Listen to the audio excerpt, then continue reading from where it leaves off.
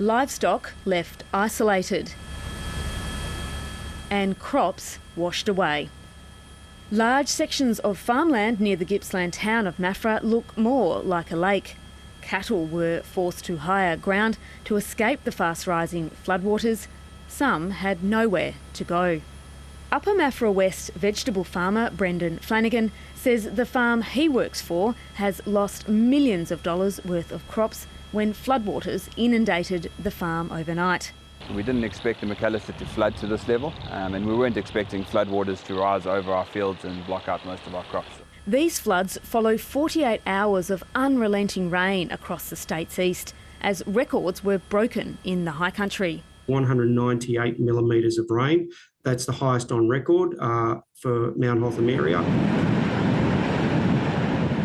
The floods in the McAllister River near Lacola forced huge volumes of water to be released from the Glen Maggie Dam. Tens of thousands of megalitres flooding towns downstream. Residents in Newry, Tinamba and Tinamba West were told it's still not safe for them to return to their homes. Around 20 people from the area evacuated to Sale. Most are now staying at local motels after arriving at an emergency shelter. We want everyone to be safe, and if you are asked by emergency service to leave your home, please be safe. We thank them for what they've done to take action personally. Those impacted are pointing the finger at Southern Rural Water for not releasing water earlier, knowing a flood was coming. I just think maybe a little bit of early warning and releasing water earlier could have helped. They probably should have started letting a little bit out a little bit sooner. Well, there's been some major damage for farmers downstream of the Glen Maggie Weir. Here in Newry, the floodwater has subsided.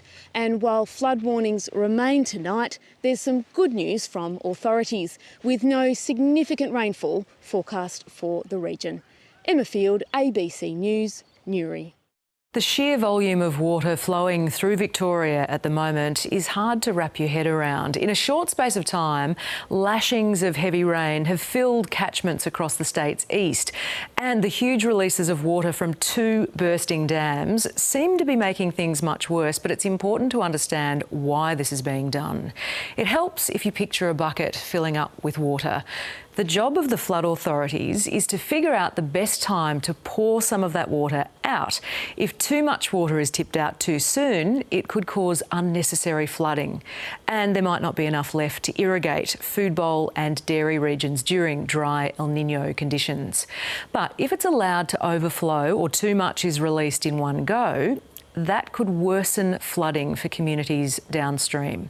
On Wednesday morning in East Gippsland, Southern Rural Water was releasing about 10,000 megalitres from Lake Glen Maggie, upstream of Tinamba and Newry.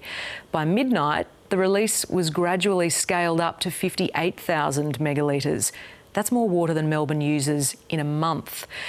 At lunchtime today, the Water Authority reduced the flow to 27,000 megalitres, but the dam was still almost full at 98%. Its capacity is 177,000 megalitres. Lake Eildon is almost 20 times the size of Glen Maggie, and at midday today it was full to the brim. At the peak, authorities were releasing 17,000 megalitres of water to try to offset the 140,000 megalitres that have entered the dam over the past 2 days. Flood authorities have backed their modelling, but say the amount of rain we've had and how fast it filled the dams surpassed their expectations.